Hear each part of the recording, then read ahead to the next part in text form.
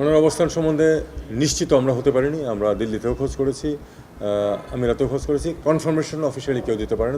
জুলাই বিপ্লবে ছাত্র জনতার আন্দোলনের মুখে পদত্যাগ করে দেশ ছেড়ে ভারতে পালিয়ে যাওয়া সাবেক প্রধানমন্ত্রী হাসিনার বর্তমান অবস্থান নিয়ে তৈরি হয়েছে ধোঁয়াশা।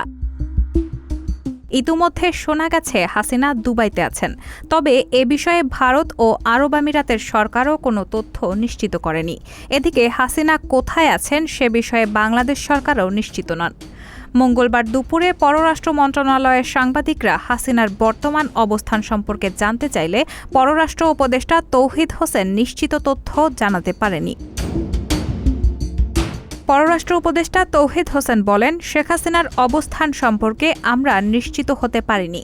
আমরা দিল্লিতেও খোঁজ করেছি, আমিরাতেও খোঁজ করেছি, অফিসিয়ালি কেউ কনফার্মেশন দিতে পারেনি।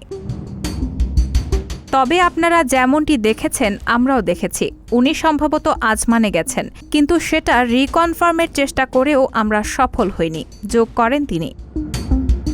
এদিকে সোমবার ৭ অক্টোবর রাতে হাসিনা পুত্র জয় জানান, শেখ হাসিনার ভারত ছেড়ে যাওয়ার খবরটি সঠিক নয়, তার মা এখনও ভারতেই আছেন। রায়হানা মুন, সবার কথা।